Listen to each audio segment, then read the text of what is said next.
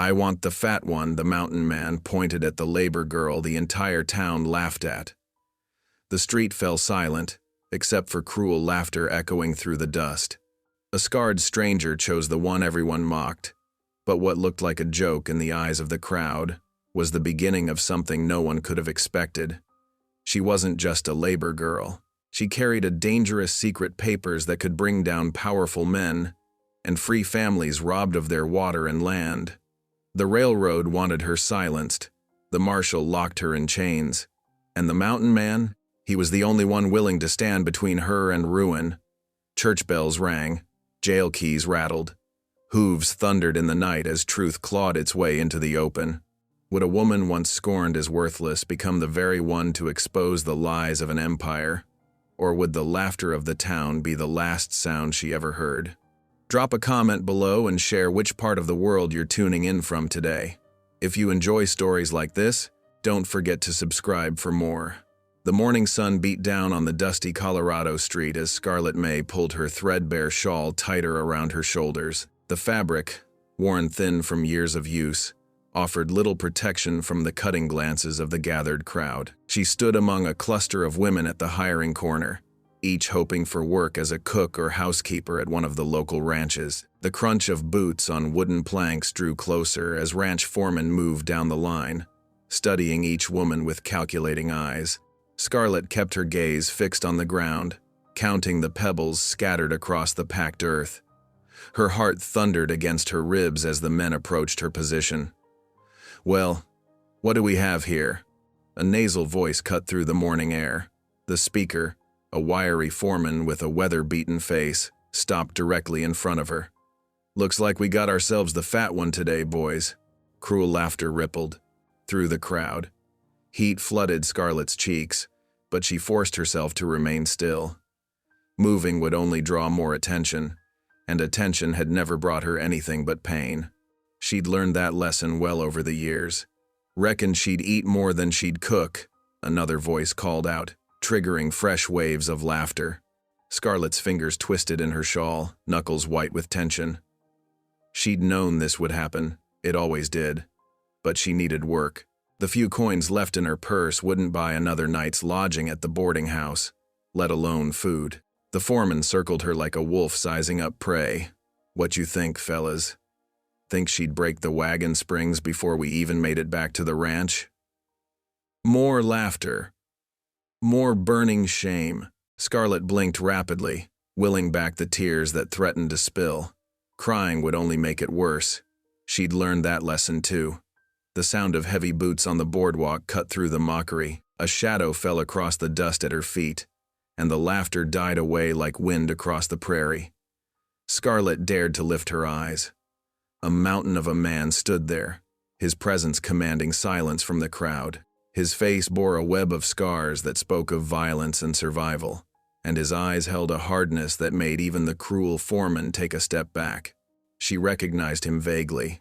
Hudson Boone, the reclusive trapper who occasionally traded furs in town. Boone's gaze swept over the gathering, lingering on the foreman who'd started the taunting. Without a word, he lifted one calloused hand and pointed directly at Scarlett. "I want the fat one." The crowd erupted again, but this time their laughter held a different edge, uncertainty. Boone didn't move, didn't speak again. He simply stood there, his stance solid as an oak, until his unwavering stare silenced them one by one. Scarlett's heart raced for a different reason now. She'd heard whispers about Boone, that he lived alone in the mountains, that he'd survived battles with both men and beasts. Some said he hadn't spoken more than 10 words together in the past 5 years. The foreman tried to recover his bravado. Well, looks like even mountain men get lonely." Boone's head turned toward him, slowly, deliberately. Whatever the foreman saw in those eyes made him swallow the rest of his words and step back, nearly tripping over his own feet. "Miss?" Boone's voice was rough from disuse, but not unkind. He held out one massive hand, waiting. Scarlett glanced at his outstretched palm, then back at his face. In those scarred features, she saw no mockery, no cruel amusement. only patience and something that might have been understanding. Her options were few: stay here and face more ridicule, return to her nearly empty room, or take a chance on this stranger's offer. She placed her hand in his. Boone nodded once, then turned and began walking. Scarlett hurried to keep pace with his long strides, aware of the whispers that followed them down the street. She couldn't tell if they were words of scandal or concern, and found she didn't much care. Anything was better than the open mockery of before. The sun was sinking toward the western peaks when they reached their destination, a modest boarding shack on the outskirts of town. The building looked sturdy enough, if plain, with a small vegetable patch to one side and a stack of firewood against the wall. A thin curl of smoke rose from the chimney. Scarlett stood in the yard, her carpet bag clutched to her chest, watching as Boone unlocked the door. Her heart fluttered with uncertainty. She'd accepted his offer without knowing his intentions, driven by desperation and the need to escape the crowd's cruelty. Now, alone with him as darkness approached, doubt crept in. Boone pushed the door open and stepped aside, giving her plenty of space to enter or flee as she chose. The simple gesture, considering her comfort, eased some of her anxiety. She took a deep breath and stepped forward, passing close enough to catch the scent of leather and wood smoke that clung to his coat.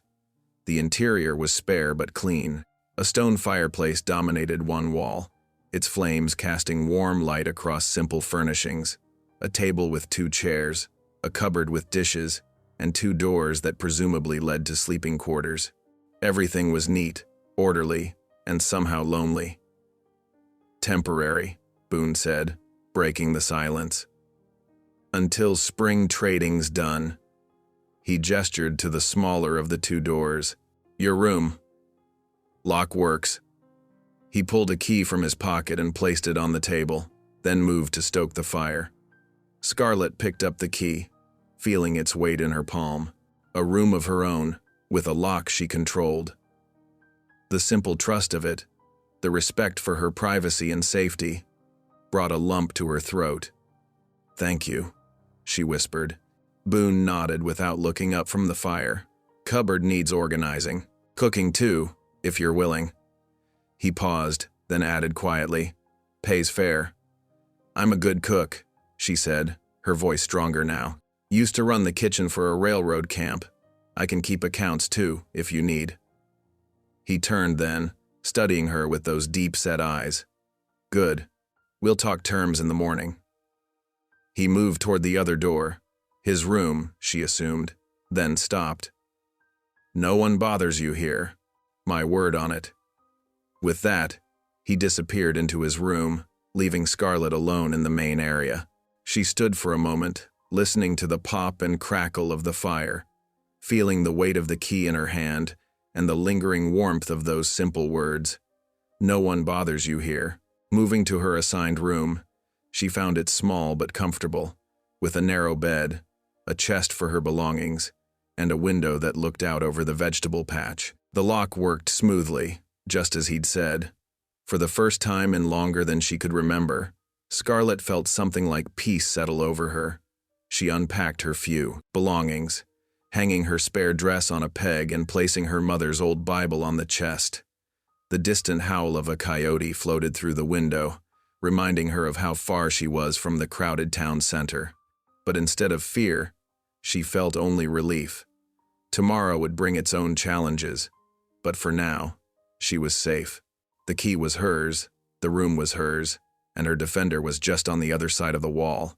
It wasn't much, perhaps, but after years of mockery and uncertainty, it felt like the beginning of something new. Scarlett sat on the edge of the bed, running her fingers over the clean quilt, and offered up a silent prayer of thanks. Outside, the last light of day painted the Colorado sky in shades of purple and gold, and somewhere in the distance, a whip-poor-will began its evening song. The firelight danced across the worn floorboards as Scarlett perched on the edge of a wooden chair, her hands clasped tightly in her lap. The steady click and scrape of Hudson cleaning his rifle filled the quiet evening air. He worked with methodical patience, each movement precise and practiced. A tin cup of coffee sat cooling on the table before her, offered without ceremony when they'd come inside.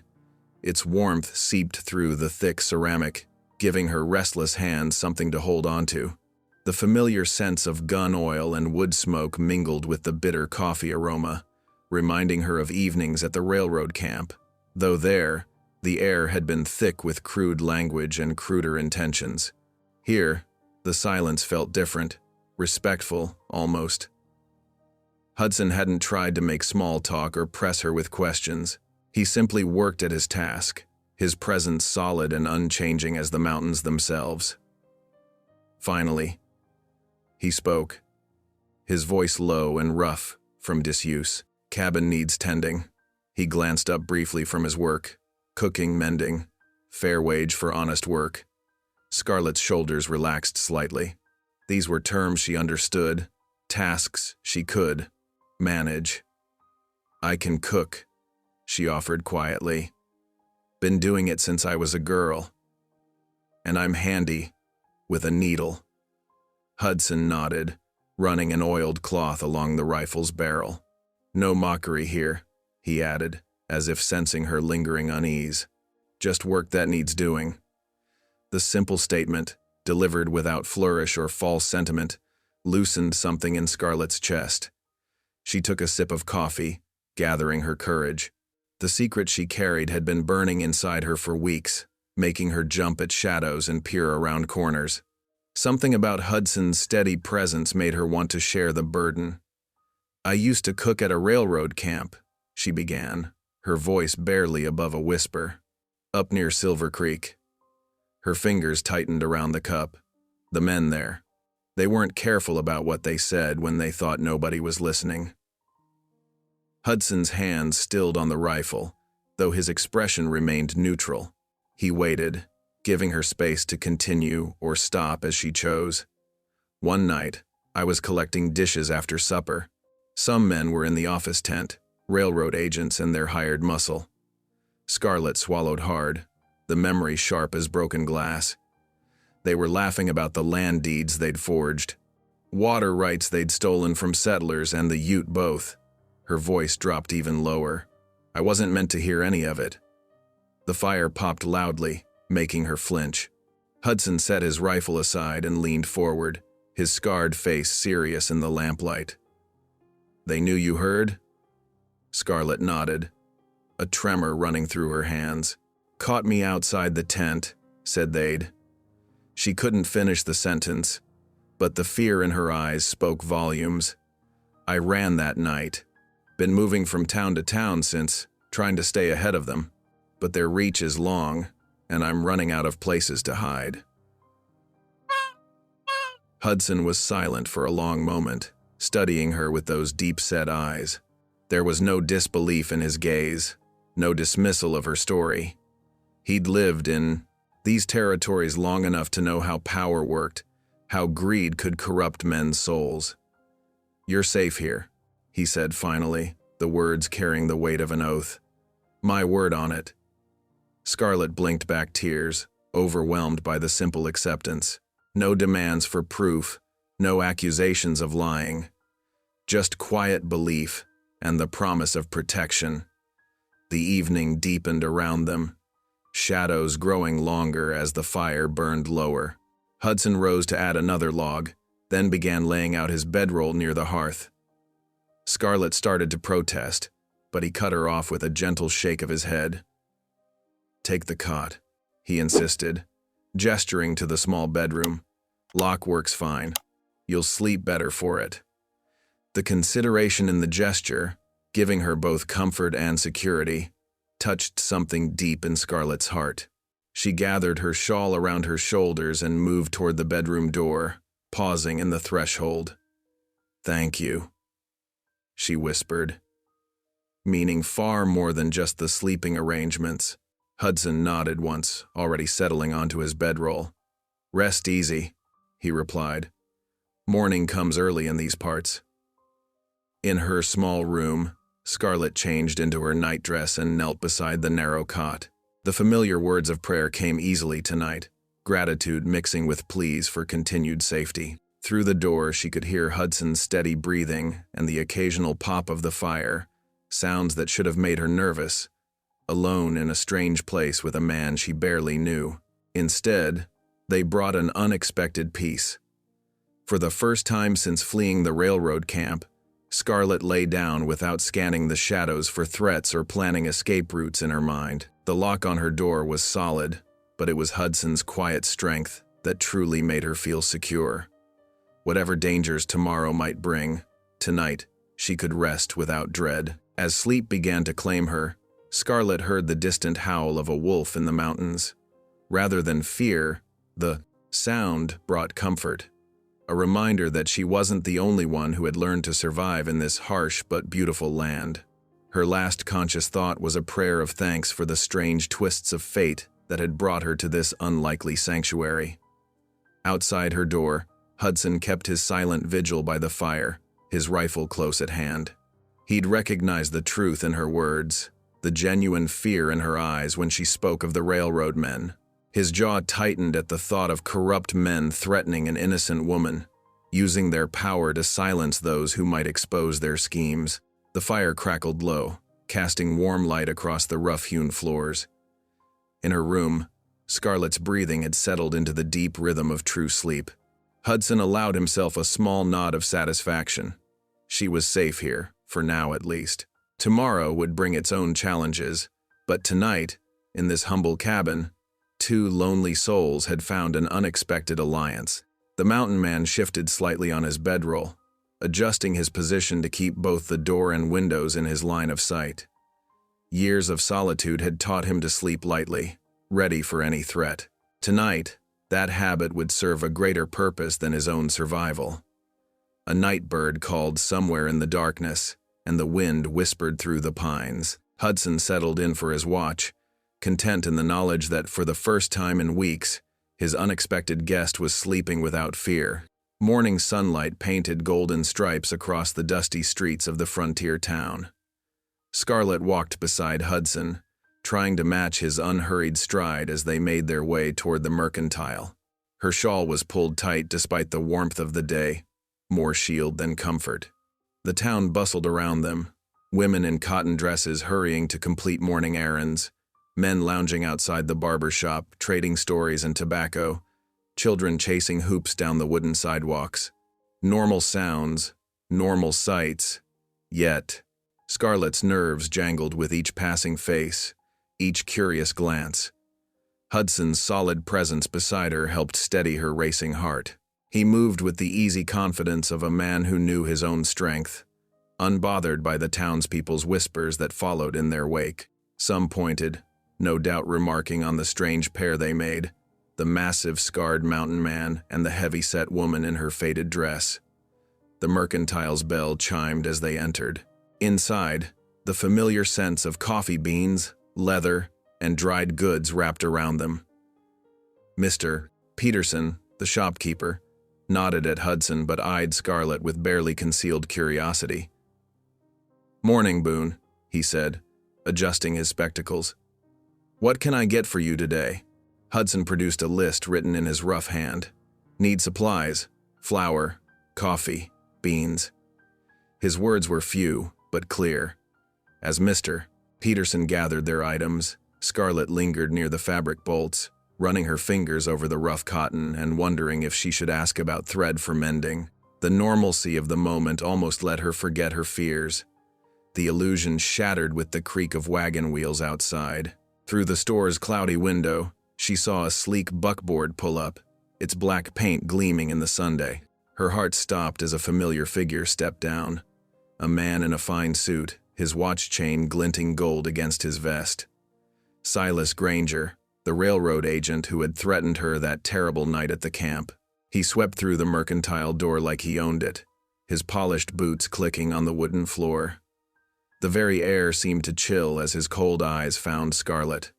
Well, he drawled, adjusting his cuffs. "If it isn't our missing cook." His smile never reached his eyes, though thief might be a more accurate description. Scarlett's hands trembled as she gripped a bolt of fabric. I don't know what you mean, sir." "No," Granger's voice carried through the store, drawing the attention of other customers. Perhaps I should refresh your memory about certain payroll ledgers that went missing the same night you disappeared from our camp. He turned to address the growing crowd. Valuable documents, containing sensitive company information. Their theft has caused considerable inconvenience. Hudson moved then, stepping between Scarlett and the railroad agent. His massive frame cast a shadow over Granger's fine suit. "Lady says she don't know nothing about it," he rumbled, his tone carrying a clear warning. Granger barely glanced at him, instead raising his voice further. "Marshal Avery has already been notified. He'll be quite interested in questioning this woman about the stolen property."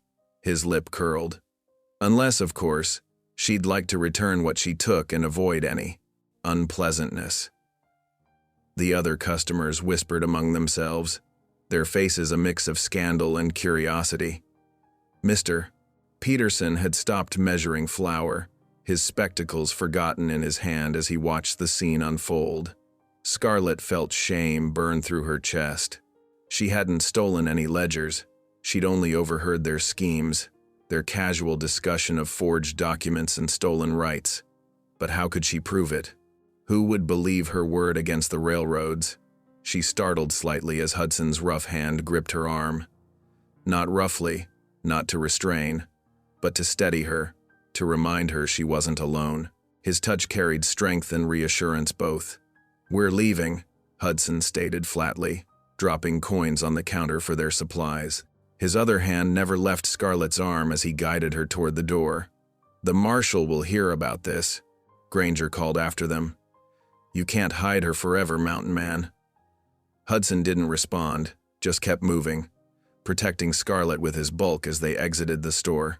The morning sun felt harsh now, exposing, as they made their way back through town. Faces turned to watch them pass, and Scarlett heard the murmurs. Railroad theft. Knew she was trouble. That Boone, getting mixed up. The walk back to the boarding house seemed endless. Only when they were safely inside with the door barred did Scarlett let herself shake properly, tears threatening to spill.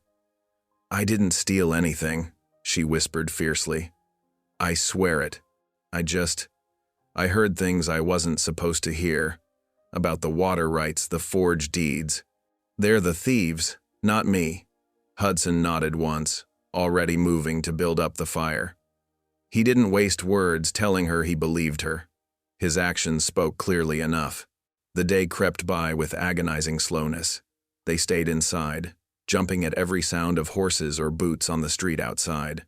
Hudson cleaned his rifle again, methodically, while Scarlett tried to keep her hands busy making stew.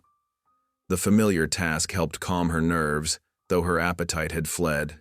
As evening painted the sky in deep purples and oranges, they sat at the rough table with bowls of steaming stew before them. The fire crackled in the hearth, its warmth unable to touch the cold knot of fear in Scarlett's stomach. She pushed the food around with her spoon, lost in thought. "Can't run forever," she said finally, her voice barely above a whisper. "The railroad, they won't stop. They have too much to lose if the truth comes out." Hudson set his spoon down, considering her words. Outside, a dog barked in the distance, and somewhere a door slammed. The normal sounds of a town settling into night seemed suddenly threatening. "Got a cabin," he said after a long moment. "Up in the mountains. Remote. Could stay there till things cool down." He paused, choosing his words carefully. "Your choice. Won't force you either way." Scarlett stared into her cooling stew, weighing her options. The thought of fleeing into the wilderness with a man she barely knew should have terrified her.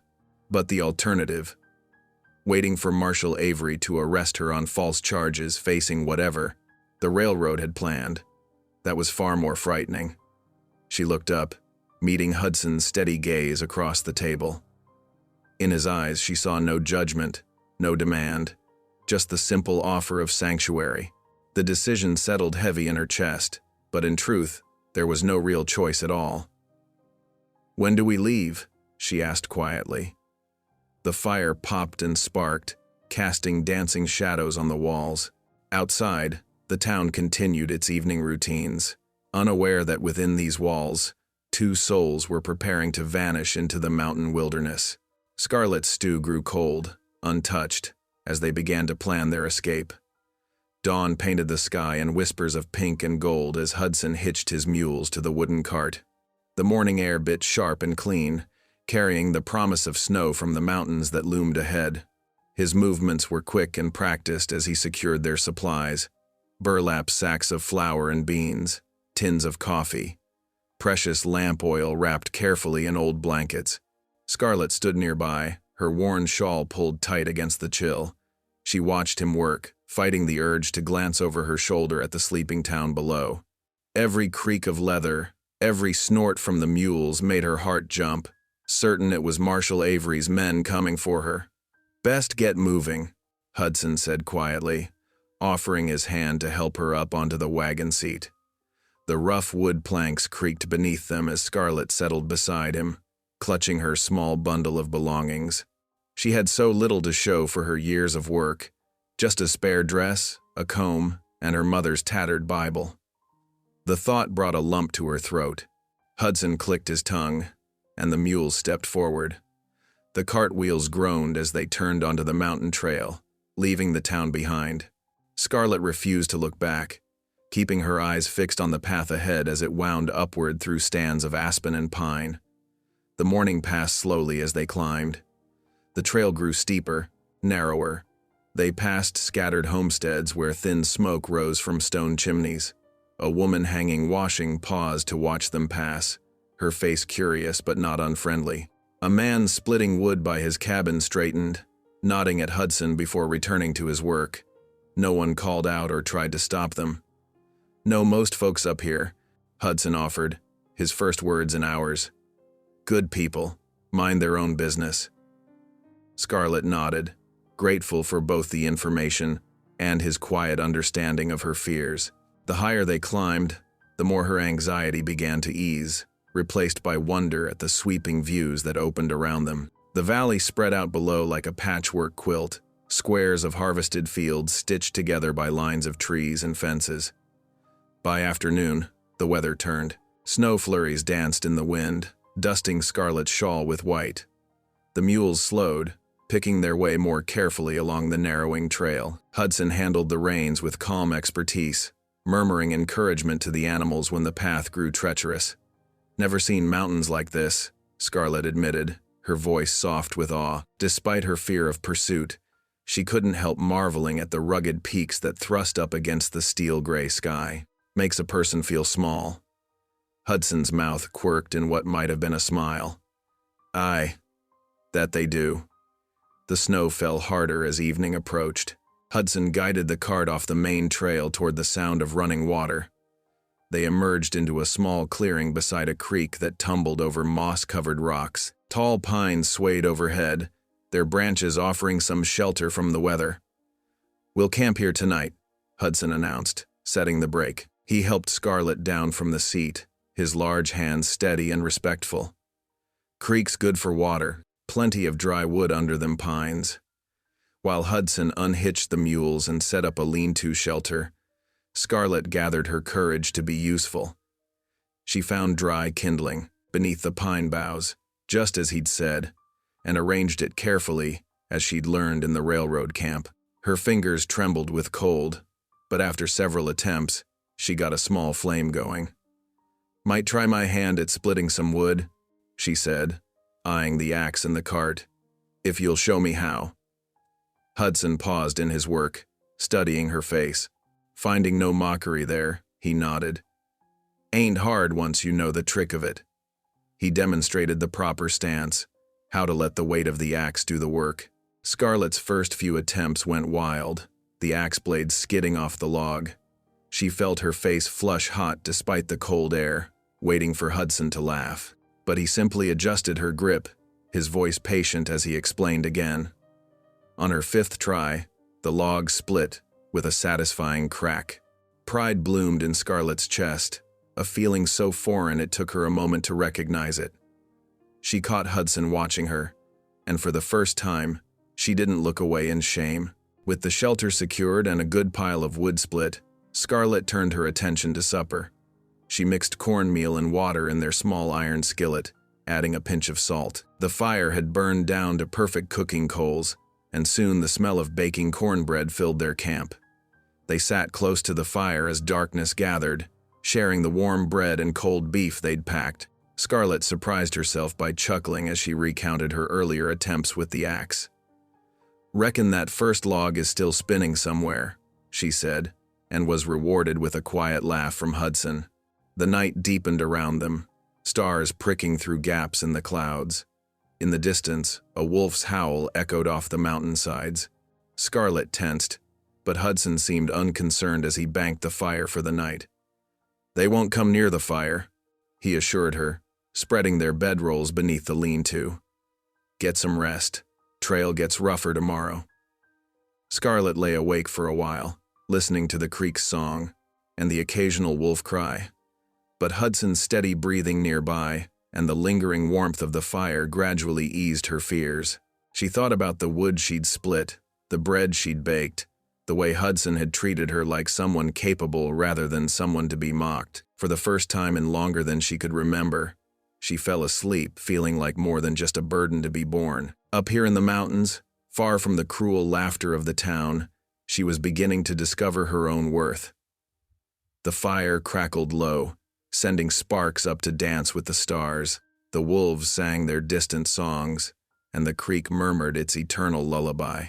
Above their small camp, the great peaks stood silent guard against the night, while below in the shelter, Scarlett slept without dreams. The morning sun painted long shadows across the trail as Hudson's mule cart climbed higher into the mountains. Scarlett pulled her shawl tighter, watching her breath cloud in the crisp air. The path had grown steeper, winding between towering pines that creaked in the wind. Fresh snow from the night before crunched beneath the mule's hooves. "Almost there," Hudson said, nodding toward a ridge ahead. "Cabin's just over that rise." Scarlett's heart quickened. After days of worrying about pursuit, the promise of shelter, real shelter, felt almost too good to be true. The mules strained against their harnesses as Hudson guided them up the final stretch. As they crested the ridge, Scarlett caught her breath. There, nestled in a natural clearing among the pines, stood Hudson's cabin. Morning light gleamed on its sturdy log walls and pitched roof. A stone chimney rose from one end, and a small covered porch protected the front door. It wasn't large, but to Scarlett's weary eyes, it looked like a palace. Hudson drew the cart to a stop in the yard. "Ain't much," he said gruffly, "but it keeps out the weather." "It's wonderful," Scarlett breathed, meaning it. After years of cramped railroad camp tents and drafty boarding houses, the solid cabin before her seemed the very picture of home. As Hudson unhitched the mules, Scarlett climbed down from the wagon seat, her legs stiff from the journey.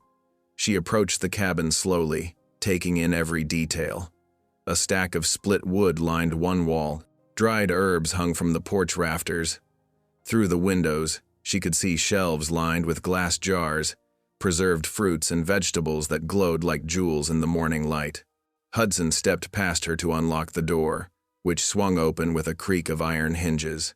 "Come on in," he said. "Need to show you where everything is." The cabin's main room was larger than it had appeared from outside. A massive stone hearth dominated one wall, its firebox large enough to hold logs that would burn through the night. A wooden table and chairs stood nearby, and a rocking chair sat beside the hearth. More shelves lined the walls, holding everything from tools to books to those gleaming preserves she'd spotted through the window. "Kitchen's here," Hudson said, gesturing to a corner equipped with a cast-iron stove, work table, and more shelves of provisions. "Got a pump out back for water. Root cellars under a trap door by the hearth." Scarlett nodded, already planning how she might organize things. The cabin was dusty from Hudson's absence, but she could see the care that had gone into its construction and furnishing. "And up there," Hudson pointed to a ladder that led to a loft space above. "That'll be your sleeping quarters, private-like." Scarlett's throat tightened at his thoughtfulness. He'd clearly given consideration to her comfort and dignity, The loft would be her own space, something she hadn't had since leaving home years ago. "Thank you," she managed. "I'll get it cleaned up straight away." "Need to unload the wagon first," Hudson reminded her. "Storm's coming. Can smell it in the air." They worked together to bring in their supplies, storing everything in its proper place. Scarlett was grateful for the activity. It kept her mind off her troubles and gave her hands purpose. Once the wagon was empty, she found a broom and began attacking the dust while Hudson went out to chop more wood before the weather turned. The steady rhythm of his axe echoed through the cabin as Scarlett swept. She opened windows to let in the fresh mountain air, beat dust from blankets, and arranged her few belongings in the loft. The work felt good, right somehow. This wasn't charity. She was earning her keep, making herself useful. The crack of the axe suddenly changed pitch, followed by a sharp curse. Scarlett's head snapped up. Through the window, she saw Hudson stumble back from the chopping block, clutching his arm. Dark blood welled between his fingers. She ran outside, her heart pounding. Hudson stood rigid, his face pale beneath his beard. A deep gash ran along his forearm where the axe had slipped. "Let me see," Scarlett said firmly, falling back on her experience tending injuries in the railroad camp. When Hudson hesitated, she added, "Please, I know what to do." Slowly, he extended his arm. The cut was bad, not life-threatening, but in need of immediate attention. Without hesitation, Scarlett untied her apron and tore it into strips. "Need to clean it first," she said. "Where's your medical supplies?" "Box under the sink," Hudson ground out. "But I can." "Sit," Scarlett ordered, surprising herself with her authority. More surprising still, Hudson obeyed, lowering himself onto a nearby stump. She hurried inside and found the box, returning with clean cloth, a bottle of whiskey, and bandages. Hudson watched silently as she cleaned the wound with the whiskey. His jaw clenched, but he didn't pull away. "Good thing it wasn't your axe hand," Scarlett commented as she worked, trying to distract him from the pain. "Though I reckon you'd have found a way to keep chopping even if it was." A grunt was his only response, but she caught the slight softening around his eyes. With practiced movements, she bound the gash with strips from her apron, wrapping them snug but not too tight. "There," she said finally. "That should hold, but you'll need to keep it clean, and no more chopping today." Hudson examined her handiwork, flexing his fingers carefully. "You've done this before." "Railroad camps ain't exactly gentle places," Scarlett replied. "Learned to patch up worse than this," he nodded slowly, and something passed between them, an understanding perhaps. They were both survivors, each with skills earned through hard experience. "Thank you," he said simply. "Least I could do," Scarlett answered, gathering up the medical supplies. "Now, you get inside and rest that arm. I'll finish up out here." To her surprise, Hudson didn't argue. He rose from the stump and headed for the cabin, though she noticed he paused in the doorway to watch as she carefully gathered the wood he'd already split. By the time Scarlett finished bringing in the wood and securing things for the coming storm, snow had begun falling in earnest. Wind whistled through the pines as she latched the cabin door behind her. Hudson sat in the rocking chair by the hearth, where a fire now blazed welcomingly. "Found some venison in the root cellar," he said. "Thought you might make use of it." Scarlett nodded, already moving toward the kitchen area. "Stew would be good on a night like this. I saw carrots and potatoes down there, too." She worked steadily, cutting vegetables and preparing the meat while Hudson rested. The familiar tasks calmed her, and soon the cabin filled with the rich aroma of simmering stew. Outside, the snow fell thicker, but inside was warm and secure. As she stirred the pot, Scarlett felt an unfamiliar sensation bloom in her chest. It took her a moment to recognize it as pride, not the defensive pride she'd worn as armor against mockery, but something deeper. Here, in this mountain cabin, she wasn't just someone to be protected. She had protected in turn, had proven her worth not through words but through action. Hudson's steady breathing from the rocking chair mixed with the crack of the fire and the bubble of the stew. Snow brushed against the windows like gentle fingers. For the first time in longer than she could remember, Scarlett felt truly at peace. She glanced at Hudson's bandaged arm and smiled softly. Perhaps they had both found something they needed in this cabin among the pines. Not just shelter from those who would harm them, but the chance to be useful, to be valued, to be whole. The stew simmered, spreading its warmth through the cabin as the mountain night deepened around them. The days following Hudson's injury settled into a peaceful rhythm. Winter wrapped the mountain cabin in its white embrace, transforming the landscape into a pristine wonderland. Icicles hung like crystal daggers from the eaves, catching the morning light and scattering rainbow fragments across the snow-covered ground. Inside, the cabin stayed warm and snug. Hudson's arm healed steadily under Scarlett's careful attention. Though he couldn't swing an axe yet, he proved skilled at setting traps with his good hand. Each evening, he returned with rabbits or grouse, sometimes even a plump turkey that had wandered too close to his snares. Scarlett kept busy from sunup to sundown. She darned socks by the window's light, patched Hudson's worn shirts, and kept the cabin spotless. The physical work felt good, purposeful. Her fingers grew nimble with practice, and she took pride in each neat stitch. Their suppers together became a cherished ritual. They'd sit at the sturdy table, sharing whatever game Hudson had caught along with biscuits she'd baked in the morning. Sometimes they talked simple things, like the weather or which preserves were running low. More often they sat in comfortable silence, the fire crackling in the hearth and wind whispering through the pines outside. Yet beneath this peaceful routine, anxiety gnawed at Scarlett's thoughts. Each distant sound made her start. Was it merely a branch creaking under snow, or horses approaching? When Hudson was out checking his trap lines, she found herself peering through frost-rimed windows, searching for signs of pursuit. The railroad agent's threats echoed in her memory. Men like him didn't give up easily. They had resources, influence, and most importantly, patience. How long before they tracked her to these mountains? One evening, after Hudson had gone to feed the mules in the barn, Scarlett could no longer contain her unease. She climbed to her loft and pulled her old leather satchel from beneath the straw-tick mattress. Her hands trembled slightly as she opened it. Beneath a few worn clothes and her mother's tarnished silver thimble lay a packet wrapped in oilcloth. She unwrapped it carefully, revealing several sheets of paper, brown and creased with age.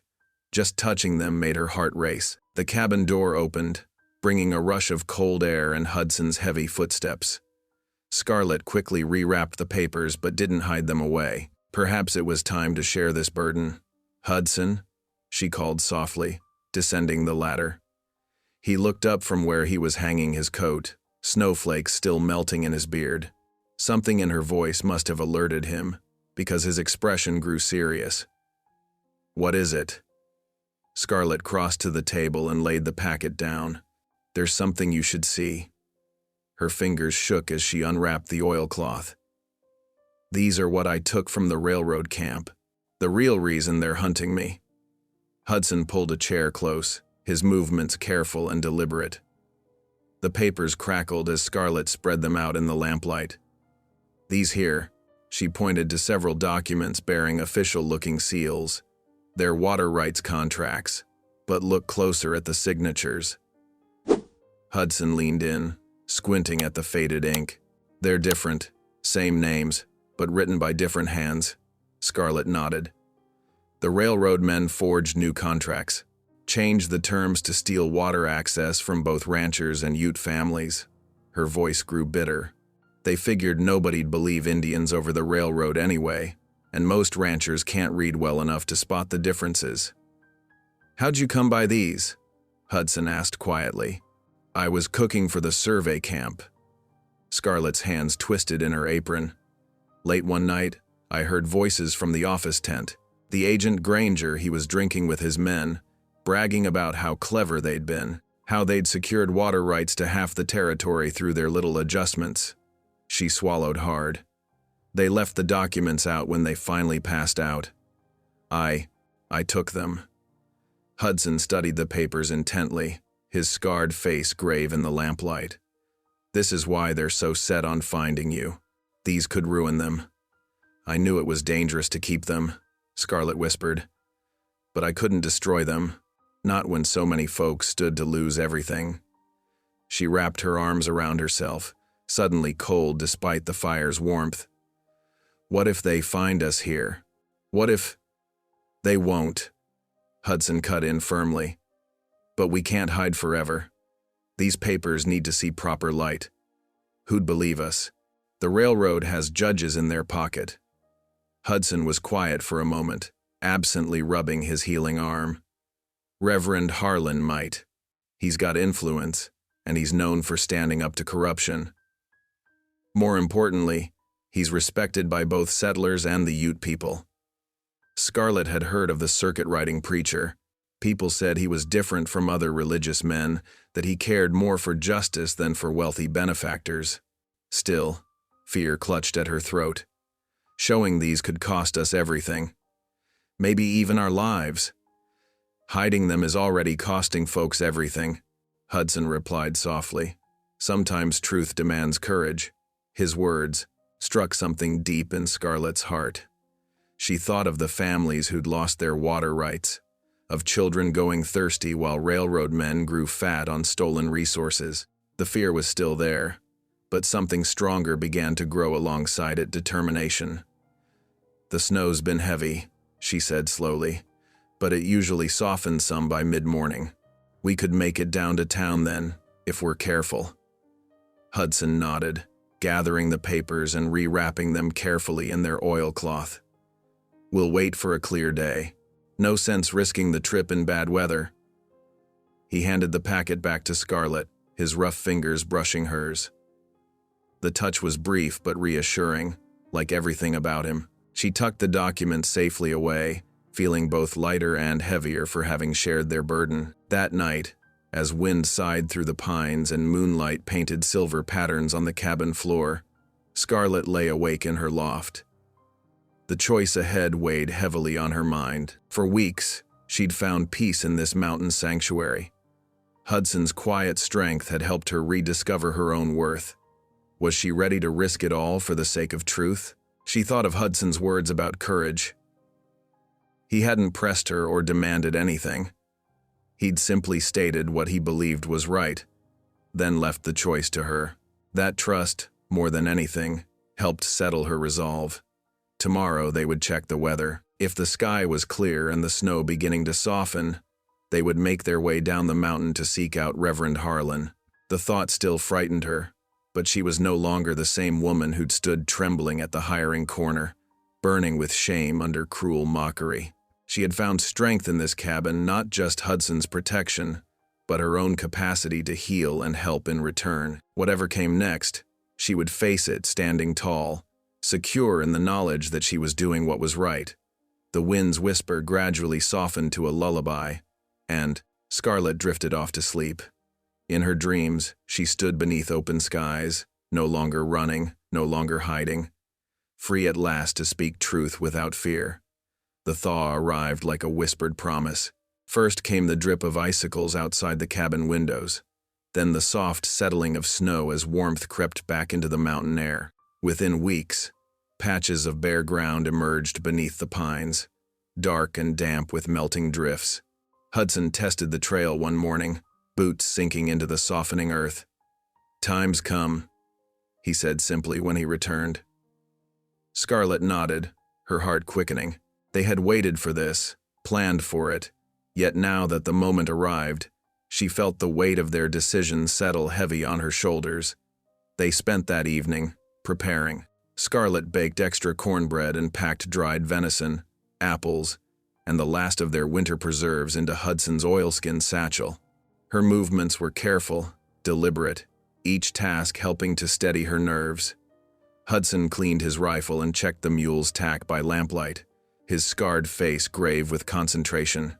Dawn broke clear and cool the next morning. Scarlett wrapped the railroad documents carefully in oilcloth, tucking them deep within her shawl. Hudson saddled the mule, securing their provisions and a few trade goods they might need in town. Neither spoke much as they began their descent from the cabin, but the silence between them was comfortable, strengthened by shared purpose.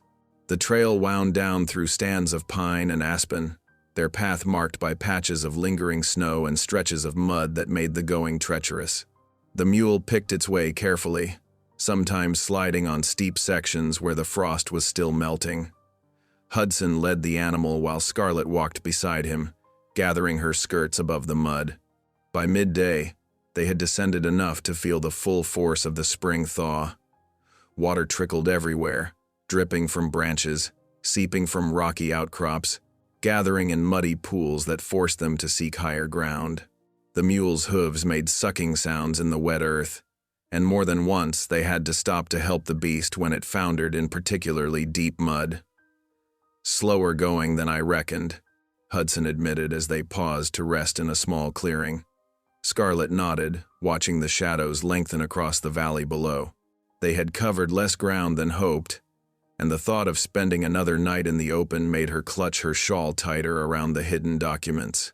When evening approached, Hudson led them to a grove of cottonwoods near a river swollen with snowmelt.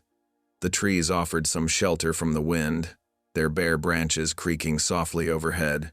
While Hudson tended to the mule and gathered firewood, Scarlet cleared a dry spot beneath the largest cottonwood and laid out their bedrolls. The fire cast dancing shadows as they ate their simple supper of cornbread and dried meat. Scarlet found herself thinking of other evenings by other fires, back when she cooked for the railroad camp. The memory of those days, of overheard conversations and desperate choices, made her shiver despite the warmth.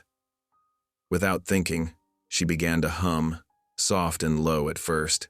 It was a hymn her mother used to sing while working, one about finding strength in troubled times. The melody trembled a bit, but grew stronger as she continued, filling the darkness beyond their fire with gentle notes. Hudson sat very still, his face half hidden in shadow, but she could feel him listening, and somehow that gave her courage to keep going. When she finished, the night seemed different somehow, less threatening, more filled with possibility. "That was right pretty," Hudson said quietly. "Your ma taught you that one?" Scarlet nodded, touched by his interest. She sang it most every evening while making supper, said it helped remind her that no trouble lasts forever. She poked at the fire with a stick, watching sparks rise toward the stars. "I reckon we could use some of that reminder now." "Reckon so," Hudson agreed. They sat in comfortable silence until the fire burned low, then settled into their bedrolls, the mule's occasional snorts and the river's rush filling the night air. Dawn came misty and cool, the river running high and fast with melted snow. They ate a cold breakfast, neither wanting to take time building another fire. The documents felt heavy against Scarlet's side as she watched Hudson study the churning water. "We'll need to cross here," he said finally. "Trail's too steep to follow the bank downstream." He looked at her carefully. "Water's high, but the mule can manage if we're smart about it." Scarlet nodded, trying to hide her apprehension. She had never learned to swim, and the thought of that cold water made her breath catch. But there was no other way forward, and they both knew it. Hudson led them downstream a ways, searching for the safest crossing point.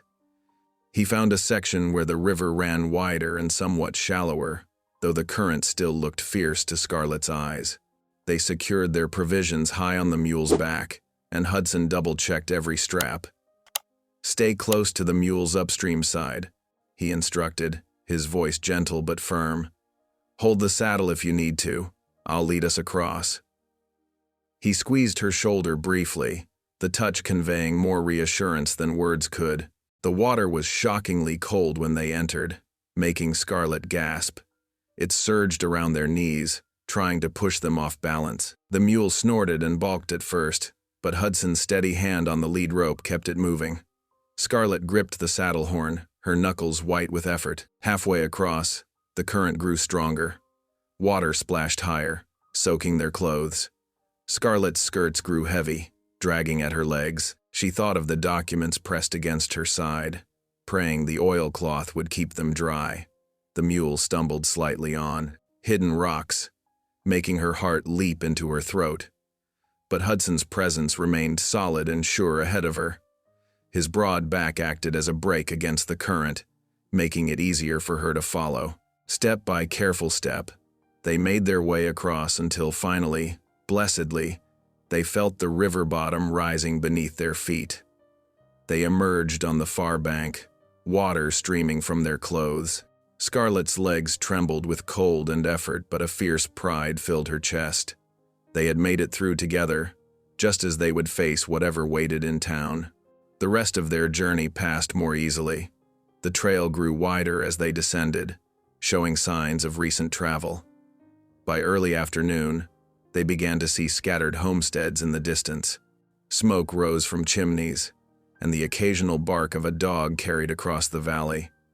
Scarlett felt her chest tighten as the first buildings of town came into view. The last time she had walked these streets, she had been an object of mockery and scorn. The memory of cruel laughter and jeering voices made her steps falter. Hudson must have sensed her distress. He dropped back to walk beside her, his hand finding hers. His palm was rough with calluses, but his touch was gentle and steady. "You ain't alone this time," he said quietly. Scarlett squeezed his hand in response, drawing strength from his presence. The documents pressed against her side beneath the shawl, reminding her of their purpose. This wasn't about her anymore. It was about justice, about doing what was right for all those who had been wronged. They made their way through the outskirts of town, where muddy streets showed signs of spring activity. A few people glanced their way, but most were too busy with their own concerns to pay them much mind. Still, Scarlett kept close to Hudson's side as they approached the simple white church at the edge of the square. The building stood quiet in the afternoon light, its steeple reaching toward clouds that promised more spring rain. Scarlett touched the hidden documents one last time, drawing a deep breath. Whatever came next would change everything. For them, for the town, for all those affected by the railroad's deception. Hudson paused at the church steps, turning to face her. His eyes held a question, giving her one last chance to turn back. But Scarlett straightened her shoulders and nodded. They had come too far, through too much, to falter now. Together, they climbed the steps toward the church door, toward whatever justice or consequence awaited them inside. The church study felt close and warm after their long journey. Reverend Josiah Harlan sat behind his desk, the afternoon light catching dust motes as they drifted through the air. His silver-rimmed spectacles glinted in the glow of a brass lamp as he studied their faces. "Miss May, Mr. Boone," he said, gesturing to the wooden chairs before his desk. "What brings you to my door on this unsettled afternoon?" Scarlett's fingers trembled as she withdrew the oilcloth package from beneath her shawl. The documents inside had survived their river crossing, though the wrapping was damp at the edges. She placed them carefully on the desk, aware of how ordinary they looked for papers that held such dangerous truth. "These need to be seen by honest eyes, Reverend," Hudson said, his voice low and steady. "They show how the railroad men forged water rights, took land from both settlers and the Ute people through false papers." The Reverend's eyebrows rose as he carefully unwrapped the package. The lamplight grew stronger as shadows lengthened outside, making the paper's age-browned edges seem to glow. His fingers moved carefully through the stack, pausing now and then to adjust his spectacles or lean closer to examine a signature. Scarlett watched his face, her heart beating quick and uneven. She had carried these papers for so long, first in terror and then in hope. Now, seeing them spread across the Reverend's desk, they seemed both more and less than she remembered. Just ink and paper, but weighted with the power to bring justice or ruin. Reverend Harlan's frown deepened as he read, creating new creases in his weathered face. The tick of the wall clock seemed to grow louder in the silence, marking each moment of his scrutiny. Finally, he looked up, his expression grave. "These are serious accusations," he said slowly. "If what these documents show is true, and I've no reason to doubt their authenticity, Then many people have been grievously wronged. He removed his spectacles, polishing them with a cloth from his desk drawer. I'll need time to study them properly, to understand the full scope of this deception. How long? Hudson asked, his tone careful. Give me until Sunday's service, the Reverend replied, replacing his spectacles. I'll have read them thoroughly by then and can better advise how to proceed. He looked directly at Scarlett. You've shown great courage in bringing these forward, Miss May. Scarlett ducked her head, unused to such frank praise. Thank you, Reverend, she whispered. Relief flickered through her as they left the study, though worry still gnawed at her edges. The documents were safe now, in honest hands, but their task wasn't finished. The spring evening had grown chill while they were inside, and shadows stretched long across the muddy street. We should get to the livery, Hudson said quietly. Find a place to bed down for the night. They turned down the alley that ran behind the general store, taking the shorter route to the stables. The narrow passage was dark with evening shadows, the buildings on either side blocking what remained of daylight. Their boots made soft sounds in the mud as they walked. The attack came without warning. 2 men stepped out from behind stacked crates, their faces hidden by pulled-down hats.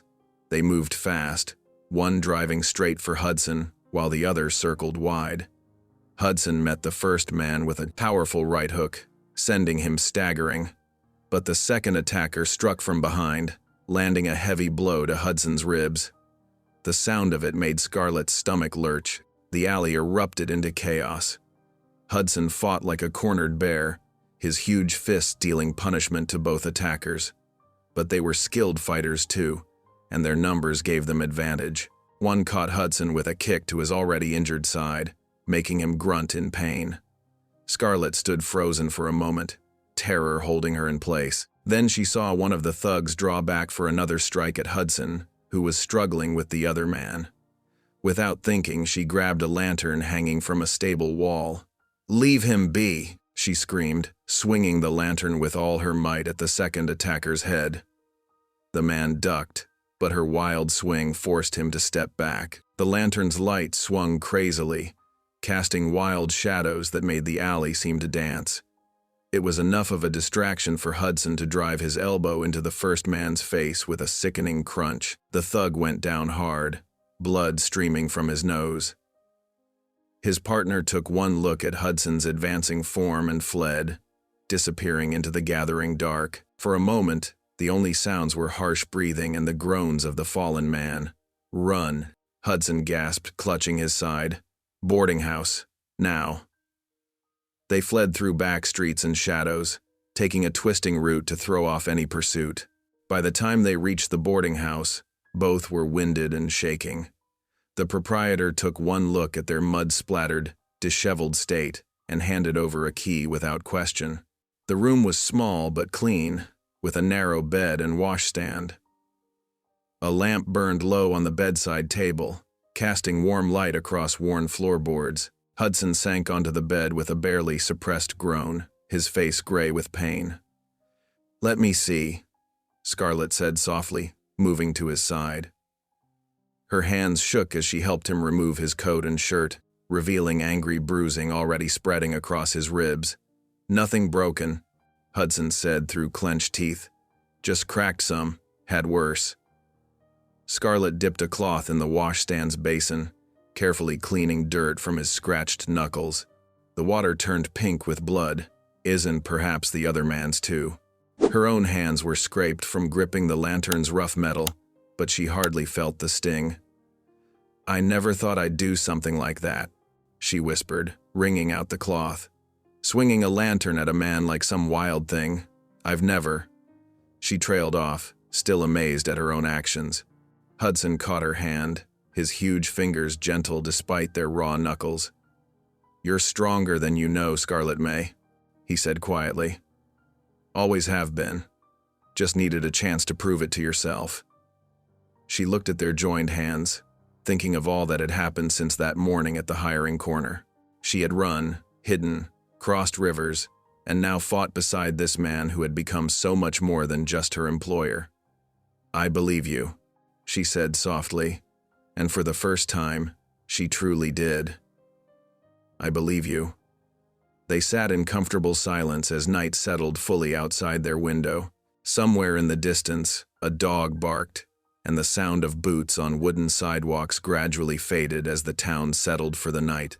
Tomorrow would bring new challenges, but for now, they had this moment of quiet victory. Hudson eventually dozed off, his breathing shallow but steady. Scarlett kept watch from a chair by the window, her hand still warm from where he had held it. The lantern burned low, but she left it lit, a small defiance against the darkness that had tried to silence them. The Sunday morning dawned crisp and bright, sunlight gilding the frost-touched grass around the white-painted church. The bell in the modest steeple tolled deep and clear, calling the faithful to worship. Wagons and buggies lined the muddy street as townsfolk in their Sunday best made their way inside, nodding greetings to neighbors and sharing quiet conversation. Scarlett's hands trembled as she smoothed her worn dress, the nicest she owned but still showing signs of hard use. She had spent an hour that morning trying to make herself presentable, knowing every eye would be upon her. Hudson walked beside her, his usual buckskins replaced by a clean shirt and vest that seemed to sit uncomfortably on his broad frame. His presence steadied her, though she could see the stiffness in his movements from his healing ribs. They climbed the church steps together, past whispering clusters of people who fell silent as they approached. Scarlett kept her eyes forward, fighting the urge to pull her shawl tighter around herself. The familiar shame tried to rise up, but she pushed it down. She had truth on her side now, even if her knees felt weak with fear. Inside, the church smelled of beeswax candles and fresh-cut pine boughs. Sunlight streamed through tall windows, casting rainbow patterns from the colored glass onto the wooden pews. Scarlett and Hudson took seats near the middle, not too close to the front, but not hiding in the back either. She could feel the weight of stairs on her back, hear the rustle of skirts as people shifted to look at them. The organ wheezed to life, playing the opening notes of Amazing Grace. The congregation rose, hymn books rattling, and began to sing. Scarlett's voice caught in her throat at first, but Hudson's deep rumble beside her gave her courage. By the second verse, she joined in, her clear alto rising with the others. Reverend Harlan stood at his pulpit as the last notes faded, his gray hair neatly combed, his black coat brushed free of dust. He began his sermon as he always did, speaking of God's love and mercy. But today something was different in his manner, a tension in his shoulders, a gravity in his eyes that made Scarlett's heart beat faster. Midway through his message, he paused. The silence stretched long enough that people began to shift in their seats, wondering if he had lost his place. Then he reached beneath his Bible and drew out a familiar packet of papers, holding them high so all could see. "My friends," he said, his voice carrying to every corner of the church, "I must speak truth before God today. These documents came into my possession this week, and after careful study, I cannot in good conscience keep silent about their contents." A murmur ran through the congregation. Scarlett's fingers dug into the wooden pew until her knuckles turned white. Hudson's hand covered hers, warm and steadying. "These papers show a pattern of deception that has harmed both our settlers and our Ute neighbors," the Reverend continued. "Contract after contract bears forged signatures, stealing water rights from those who depend upon them for survival." He began to read, his voice steady and clear. Page after page detailed false claims, altered surveys, and signatures that belonged to people long dead or who had never existed. The gasps and mutters from the congregation grew louder with each revelation. "This creek, marked as unclaimed here, has been used by the White River Ute Band for generations," Reverend Harlan read. "Yet their rights were erased with a stroke of a pen, their protests ignored or suppressed." The church door banged open, cutting through the rising tension like a gunshot. Railroad agent Silas Granger stormed down the center aisle, his face mottled red with fury. Behind him came Marshal Avery, his badge gleaming in the colored light from the windows. "That's enough," Granger shouted, pointing a trembling finger at Scarlett. "She's a thief and a liar. Those documents were stolen from railroad offices, their company property. They're proof of your crimes, Hudson growled, starting to rise. But Scarlett gripped his arm, holding him back. She could see deputies filtering in through the door, hands on their gun belts. "Marshal," Granger demanded, "do your duty. Arrest that woman for theft." Marshal Avery stepped forward, his weathered face set in hard lines. "Miss May," he said, "you're under arrest for the theft of railroad property and interference with company business." The congregation sat frozen, watching as the marshal moved toward their pew. Some faces showed shock, others confusion, and a few, Scarlett noted with a stab of pain, held satisfaction at seeing her brought low again. "This is wrong," Hudson protested, his voice rough with anger. "She's exposed their lies. You can't arrest her for telling the truth." Two deputies grabbed his arms as he tried to stand. Hudson struggled, nearly breaking free despite his injured ribs, but more men piled on until they had him restrained. They dragged him toward the door, his boots leaving scuff marks on the clean floor. "Please," Scarlett said softly as the marshal reached for her, "let me walk out on my own." Something flickered in Avery's eyes. Respect, perhaps, or shame, and he nodded. Scarlett stood, holding her head high despite the tears threatening to fall. She walked down the same aisle where she had entered with such hope, past the same faces that had once mocked her size and poverty. The morning sun seemed harsh now as they emerged from the church. A small crowd had gathered, drawn by the commotion. Scarlett saw the former foreman who had jeered at her that day at the hiring corner. His face showed a mean sort of pleasure at her predicament. Hudson was still struggling with the deputies near the steps. "Scarlett," he called, his voice raw. "I'll find a way. I won't let them." A deputy's fist drove into his stomach, silencing him. They dragged him away around the corner of the church, leaving Scarlett alone with the marshal and her shame. But this shame felt different from before. It wasn't the hot flush of humiliation she had known so often. Instead, it sat cold and hard in her chest, mixed with anger at the injustice being done. She had spent so long running from the truth, and now that she had finally stood to face it, she was being punished for her courage. Marshal Avery's hand was firm but not cruel on her arm as he led her down the street toward the jail. Church bells began to toll again, marking the end of the interrupted service. Scarlett walked steadily, though her heart felt as heavy as lead. The same streets where she had once ducked her head and hurried past, pointing fingers, now witnessed her arrest. But she refused to cower this time. Her hope might be crushed, but something stronger had taken root in its place. A determination that truth would prevail, no matter the cost. She thought of Hudson's words, "You're stronger than you know." She would need that strength now, more than ever. The jail's iron door creaked open before her, dark and uninviting. Scarlett took a deep breath, squared her shoulders, and stepped inside. The door clanged shut behind her, the sound echoing through the Sunday morning quiet like a final judgment. Through the barred window, she could still hear the last echoes of the church bells fading away, carrying with them the promise of justice yet unfulfilled. The iron door of the jail cell groaned shut with a heavy clang. Scarlett flinched at the sound, watching through the bars as Marshal Avery turned the key in the lock. The cell was small and cold, with only a narrow cot, a tin water cup, and a rough wool blanket for comfort. Late afternoon sunlight filtered weakly through a barred window high on the wall, casting shadows across the stone floor. Scarlett's wrists ached where the iron shackles bit into them. The marshal had insisted on the chains, though his eyes had held a shadow of regret as he'd locked them in place. Now she sat on the hard cot, the thin mattress doing little to cushion her from the metal frame beneath. The jail was quiet except for the occasional scrape of the deputy's boots as he made his rounds. Outside, she could hear the muffled sounds of the town going about its Sunday business. Wagon wheels on packed dirt, distant voices, the flutter of pigeons on the roof. The normalcy of it all made her situation feel even more surreal. To keep the tears at bay, Scarlett began to hum softly.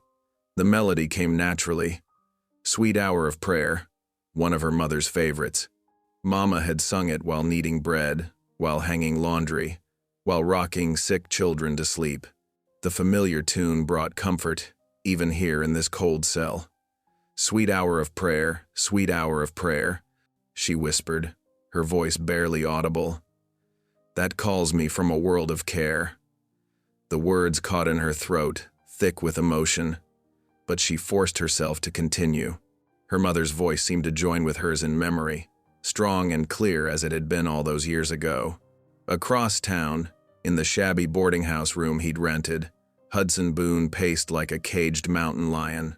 5 steps to the window, 5 steps back to the door.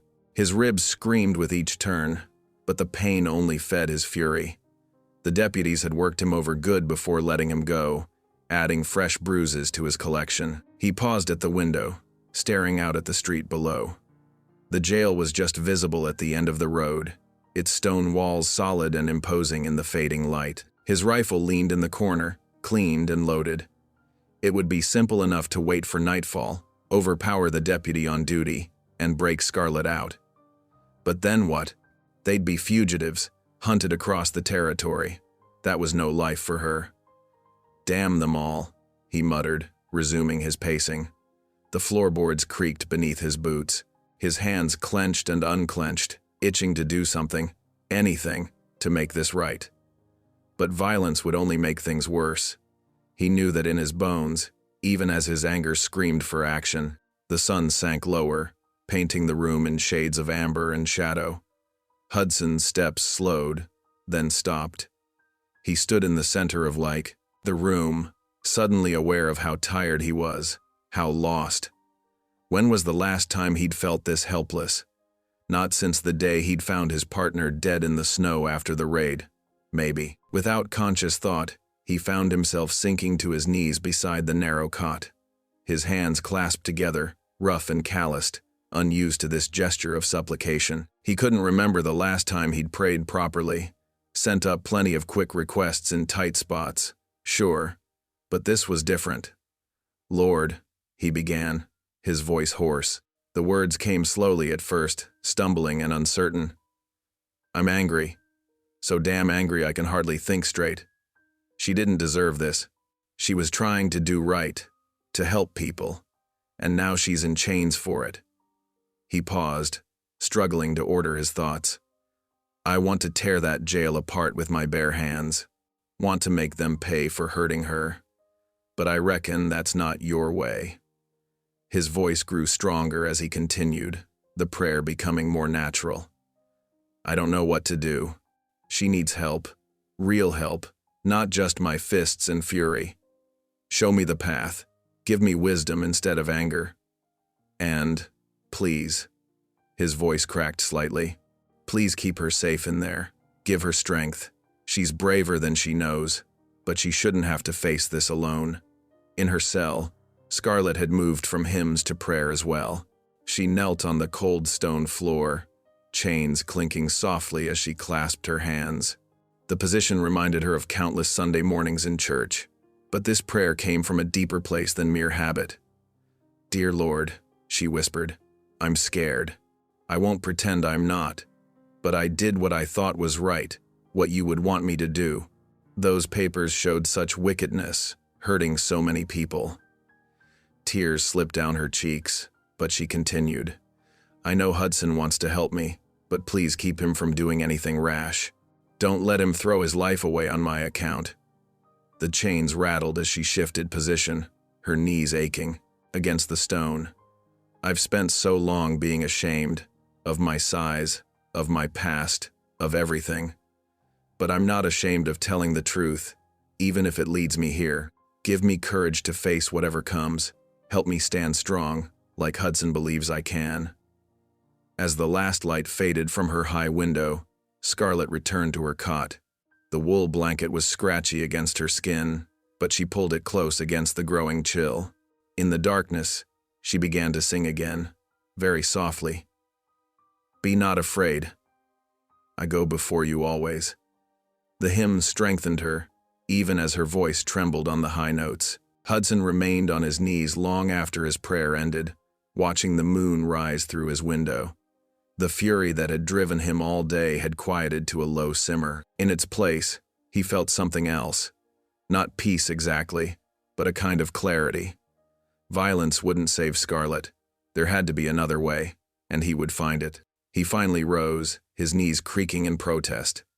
The cot squeaked as he lay down, still fully dressed except for his boots. Sleep seemed impossible, but he needed to rest, to think clearly tomorrow. As he stared at the ceiling, he found himself humming one of the hymns Scarlett had sung during their journey back to town. The melody brought her face to mind, not afraid or ashamed as she'd been in the church, but as she'd looked up on the mountain, strong and capable, finally seeing her own worth.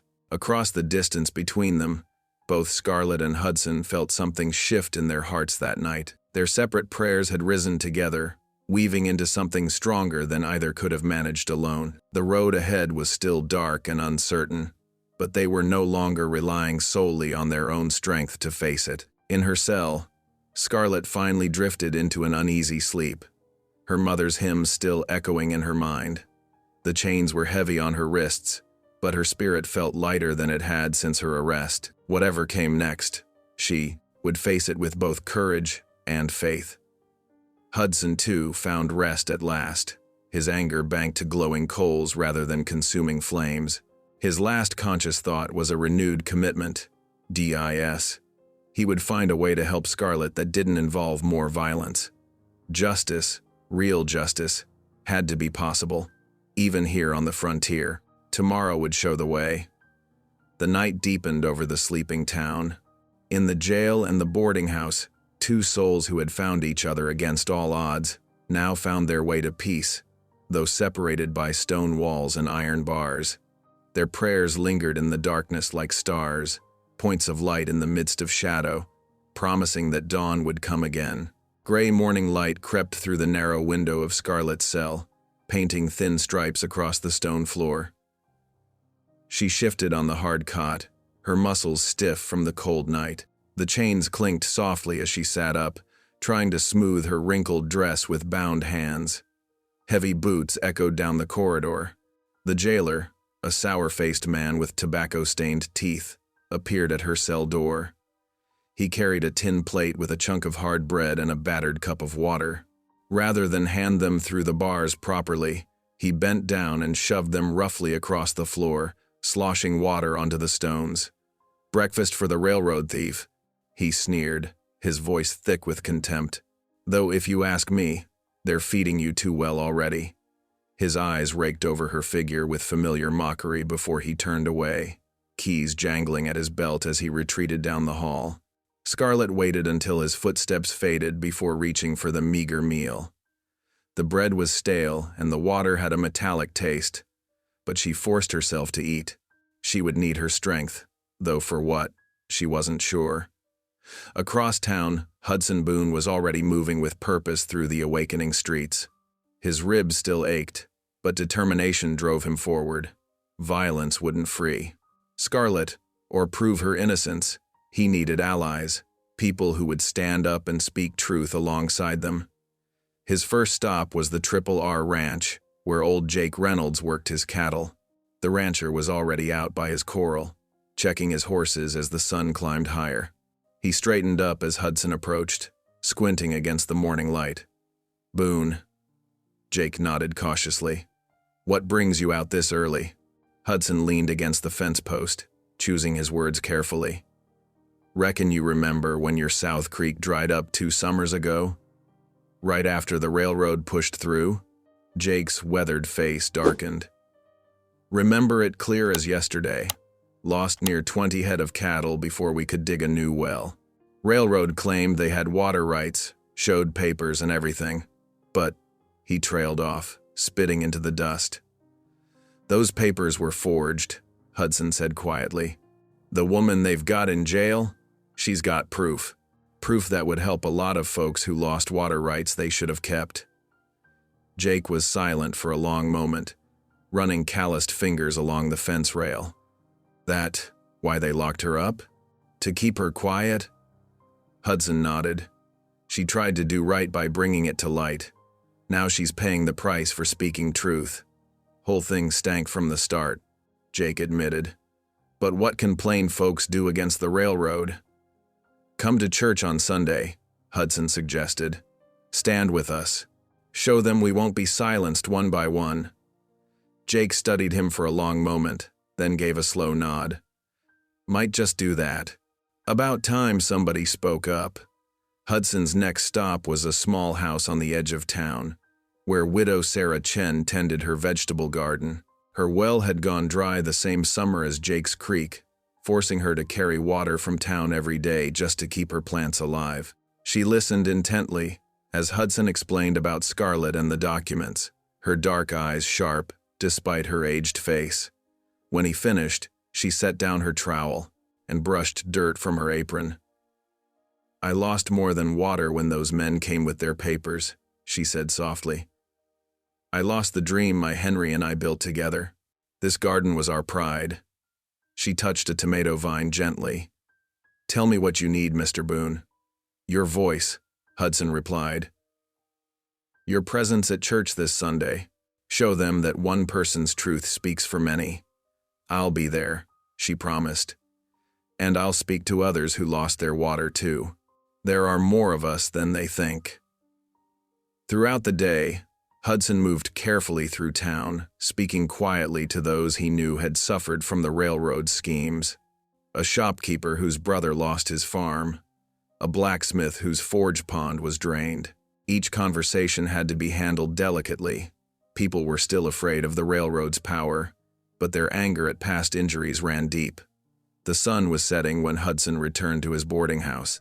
The keeper, Mrs. O'Malley, caught him in the hallway. She glanced both ways before leaning close. Word spreading, she whispered, her Irish lilt barely audible. I've heard talk all day. People are remembering their own troubles with those railroad men. Many say they'll come Sunday, though some are still fearful. Hudson touched the brim of his hat. Much obliged for telling me, ma'am. She patted his arm. That poor girl in the jail. She did a brave thing. Standing up to them, braver than most of us have been. In her cell, Scarlett sat on her cot as evening shadows lengthened across the floor. The day had been long and lonely, filled with nothing but the echo of boots in the corridor and the distant sounds of town life beyond the thick walls. But something felt different now. Through her high window, she could hear fragments of conversation from passers-by on the street. More voices than usual seemed to pause near the jail, speaking in low, urgent tones. Though she couldn't make out the words, there was a new energy in those whispers, like electricity, and in the air before a storm. She closed her eyes, allowing herself to imagine Hudson out there somewhere, working to help her. The thought warmed her heart, even as the cell grew colder with approaching night. Whatever he was doing, she knew he wouldn't abandon her. Thank you, Lord, she whispered into the gathering darkness, for sending me a friend when I most needed one, for giving me strength to speak truth, even though I'm afraid. Please let good come from all of this. Back in his room, Hudson sat on the edge of his bed, hope kindling in his chest for the first time since Scarlett's arrest. The people he'd spoken to today had been cautious but receptive. Each one knew others who had suffered similar losses. If enough of them found the courage to stand together, perhaps the railroad's grip on the town could finally be broken. He thought of Scarlett in her cell, remembering how she'd faced down public mockery with quiet dignity.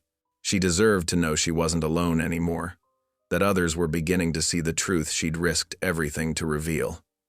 Leaning back against the wall, Hudson let out a long breath. Tomorrow he would continue his quiet campaign, building support one conversation at a time. Sunday would show whether enough people were ready to take a stand for justice. For now, he could only pray that the whispers spreading through town would grow into voices strong enough to be heard. Outside, the spring wind carried those whispers from porch to porch, shop to shop, house to house. Something was stirring in the town's conscience, a long-buried sense of right and wrong rising to the surface. In her cell, Scarlett sensed it. In his room, Hudson nurtured it. And in homes throughout the town, people began to remember their own stories of loss and injustice, preparing to speak them aloud at last. Sunday morning dawned clear and cool, the spring sun casting long shadows across the dusty streets of town. Already at 6 o'clock, people were moving with unusual purpose toward the white-steepled church. They gathered in small clusters on the boardwalk and near the hitching posts, heads bent close in whispered conversation. Hudson Boone stood in his boarding room, carefully checking the contents of the leather satchel one final time. The documents inside represented more than just paper and ink. They held Scarlett's freedom and the town's redemption. His ribs still ached from the alley fight, but determination drove the pain from his mind. He pulled on his best shirt, the one Scarlett had mended for him during their weeks in the mountain cabin. Outside his window, the church bell began to toll, its deep bronze voice calling the faithful to worship. Hudson watched as more townspeople emerged from their homes, dressed in their Sunday finest. There were faces he recognized from his quiet conversations throughout the week. U.S. Self, Jake Reynolds leading his family down the street, Widow Chen walking slowly but purposefully with her cane, the blacksmith and his apprentices. He lifted the satchel and made his way downstairs. Mrs. O'Malley stood at the bottom, wringing her apron in nervous hands. "God be with you today, Mr. Boone," she whispered. "We'll all be there." Hudson touched the brim of his hat in thanks and stepped out into the morning light. The crowd around the church had grown larger than any regular Sunday service he could remember. People pressed close as he approached, their eyes following the satchel in his hand. A path cleared for him up the wooden steps. Inside, the church was already half full, though it was still 20 minutes before the regular service time. Sunlight streamed through the high windows, dust motes dancing in the colored beams. Hudson made his way to the front pew, setting the satchel carefully beside him. More people filed in behind him, their boots and shoes creating a steady rhythm on the plank floor. Reverend Harlan emerged from his study, his normally composed face showing signs of strain. His hands trembled slightly as he arranged his Bible on the pulpit. When his eyes met Hudson's, there was both fear and resolution in his gaze. The pews filled quickly. Soon people were standing along the walls and at the back of the church. Hudson noticed the marshal slip in just before the hour, taking up position near the door. The railroad agent, Silas Granger, sat in his usual place near the front, but his usual swagger seemed diminished by the unusual crowd. As the final bell tolled, Reverend Harlan raised his hands for silence. The murmuring congregation grew still. "Brothers and sisters," he began, his voice catching slightly, "we gather today not just for regular worship, but to face a grave matter that affects us all." He paused, gathering strength. "Mr. Boone has something to share with us. I've seen the evidence he carries, and I believe we must hear it. Mr. Boone." Hudson stood slowly, lifting the satchel. He felt every eye in the church upon him as he walked to the pulpit. Setting the documents carefully on the wooden surface, he turned to face the congregation. "Most of you know me as a man of few words," he began, his deep voice carrying to the furthest corner. "Today I speak for someone who can't be here, Miss Scarlett May, who sits in jail for trying to tell the truth." He opened the satchel, removing the first document. 3 years ago, Scarlett worked as a cook in the railroad camp. She saw men forging signatures on water rights contracts, stealing water from honest folks like Jake Reynolds and Widow Chen. He held up the paper. She took these documents, not for profit, but because she knew it was wrong. Silas Granger surged to his feet. "That's railroad property. She's nothing but a common thief." Several voices shouted him down. Jake Reynolds stood up from his pew. "Let him speak," Hudson continued, his steady gaze sweeping the room. "Scarlett carried these papers for years, afraid but unwilling to destroy the only proof of what was done to this town. When she trusted me with her secret, I saw a woman braver than any man who's tried to silence her." He handed the documents to Reverend Harlan. "These contracts show how water rights were stolen from both settlers and Ute families. Every signature forged, every witness paid off, every date falsified." The Reverend's hands were steady now as he took the first contract. His clear voice rang out as he read the details: dates, names, locations. With each document, the evidence mounted: altered numbers, impossible dates, signatures that couldn't be real because the supposed signers had been dead for months. A low rumble of anger began to build in the church. Hudson saw faces darkening with recognition as people heard familiar names and places. The marshal shifted uncomfortably by the door. Silas Granger tried again to interrupt, pushing his way toward the front. This time, 3 ranchers stepped into his path. "Sit down," one growled. "We're hearing this out." The reading continued. Reverend Harlan's voice grew stronger with each page, as if the truth itself was giving him courage. When he finished the last document, the silence in the church was absolute. Then a voice called out from the back, "My brother lost his farm because of those water rights." "They drained my forge pond," the blacksmith added. More voices joined in, years of quiet grievances finally finding voice. The murmur swelled to an angry chorus. The marshal stepped forward, raising his hands. "Now see here," he began. "We can't just take the word of some fat cook who stole private property. Shame on you." Widow Chen's voice cut through the clamor. She stood, leaning on her cane. "That fat cook had more courage than you, taking bribes to look the other way while honest people suffered." The marshal's face reddened, but his protests were drowned out by the crowd. People were standing now, calling out their own stories of loss and betrayal. Hudson watched as the truth he and Scarlett had carried for so long took root in the community's heart. Reverend Harlan raised his Bible. "The Lord says, 'The truth shall set you free.' Today we've heard truth that's been hidden too long. I say we march to the jail and demand Miss May's release. Amen." The response was thunderous. People began moving toward the doors, their purpose clear. Hudson gathered the documents carefully back into the satchel. He caught Silas Granger slipping out a side door, no doubt heading for his office to destroy more evidence. But it was too late. The truth was out now, carried in too many voices to be silenced.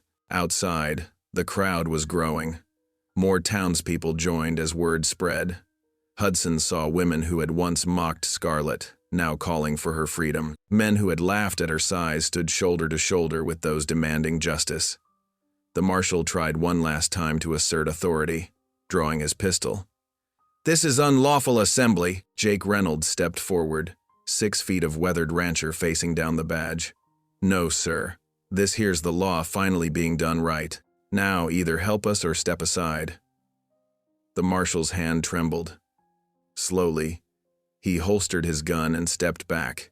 The crowd surged forward, their voices rising in righteous anger, moving as one toward the jail where Scarlett waited. Hudson walked with them, the satchel secure in his hands, his heart full of hope. The truth had taken root at last, and like a seed breaking through hard ground, it would not be stopped from growing into something beautiful and just. The morning sun climbed higher as the crowd moved through the streets, their shadows stretching behind them like banners of approaching change. In her cell, Scarlett would soon hear their footsteps, their voices, their determination to right a long-standing wrong. Hudson quickened his pace, knowing that the moment of her vindication was finally at hand. Dusk painted the western sky in deep purples and golds as lantern lights began appearing in the streets of town. One by one, then in clusters, townsfolk gathered around the jailhouse, their flames creating a warm glow in the growing darkness. The wooden walls of the jail seemed to shrink under the presence of so many determined faces. Inside her cell, Scarlett heard the shuffle of boots and murmur of voices growing louder. Her heart beat faster, uncertain whether to fear or hope. The iron bars cast long shadows across the floor as lamplight filtered through the window. Marshal Avery paced near his desk, his face drawn with tension. Outside, the crowd had swelled to nearly 100 people. Their voices grew more insistent, calling for justice and Scarlett's release. The marshal's hand trembled as he fingered his badge. Hudson Boone's deep voice carried above the others. "Marshal, you know what's right. Open that cell." The crowd pressed closer, their lanterns held high. Through the barred window, Scarlett could see familiar faces: the widow Chen, Jake Reynolds, the blacksmith and his wife, even Mrs. Peterson, who had once turned up her nose at Scarlett in the mercantile, stood among them holding a lamp. Finally, Marshal Avery's shoulders sagged. He reached for his ring of keys with a shaking hand. The iron lock clicked, and the cell door creaked open. Scarlett stepped out slowly, her head bowed from habit. She had walked through town as an object of scorn so many times before, but now, different sounds reached her ears. "Miss May," called Widow Chen warmly. "God bless you, Scarlett," said the Reverend's wife. "You showed real courage, miss," added Jake Reynolds. She raised her eyes to find not mockery, but respect in the faces before her. Hudson stepped forward, his scarred face gentle in the lamplight. He held out his hand, and she took it gratefully, drawing strength from his firm grip. Together they walked out of the jailhouse. The crowd parted to let them through, then fell in behind them like a protective wall. Lanterns bobbed and swayed as they moved through the darkening streets toward the church. The white-painted church glowed softly against the purple evening sky. Its doors stood open, welcoming them all inside. Scarlett paused at the threshold, overwhelmed by the moment. Hudson's hand squeezed hers gently, encouraging her forward. Reverend Harlan stood at the pulpit, his Bible open before him. As the congregation filled the pews, their lanterns cast dancing shadows on the walls. Scarlett and Hudson sat in the front row, where she had sat that morning when truth first broke free. The Reverend raised his hands, and the rustling crowd grew still. "Let us pray," he said, his voice carrying to every corner. "Lord, we come before you tonight asking for mercy and justice. We have seen how truth can heal old wounds and open hardened hearts. We thank you for giving courage to those who stood for right, and wisdom to those who learned to see with new eyes." Scarlett felt tears welling up as the Reverend continued. Years of shame and fear began cracking like river ice in spring. Each word of the prayer seemed to wash away another layer of pain, until her tears flowed freely. She felt Hudson's strong shoulder beside her, steady as a mountain. When the prayer ended, people came forward to shake her hand, to offer quiet words of support or ask forgiveness for past unkindness. The marshal stood at the back, his badge no longer pinned to his chest. Even Silas Granger was absent, having fled toward the railroad office as darkness fell. Later that night, Scarlett and Hudson sat together on the boarding house porch.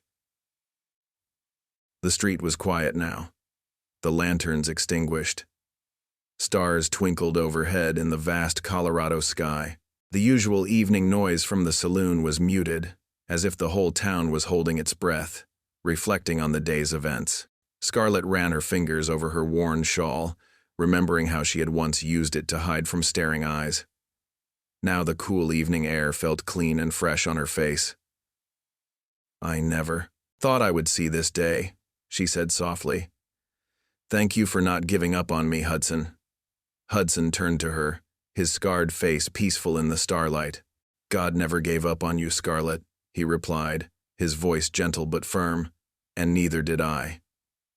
They sat together in comfortable silence, watching the stars emerge one by one. The night air carried the scent of pine from the mountains and the promise of morning yet to come. Dawn brought a stir of excitement to the town as hoofbeats echoed down the main street. 6 Ute riders approached at a measured pace, their horses' flanks gleaming in the morning Sunday. Chief Running Fox led them, his face stern but dignified as townsfolk gathered on the boardwalks. Reverend Harlan stepped forward, his Bible tucked under one arm. He raised his hand in peaceful greeting as the riders halted before the church steps. The chief dismounted gracefully, his dark eyes taking in the scene with careful consideration. "We heard stories," Running Fox said, his English clear and measured. "Stories of papers showing stolen water rights."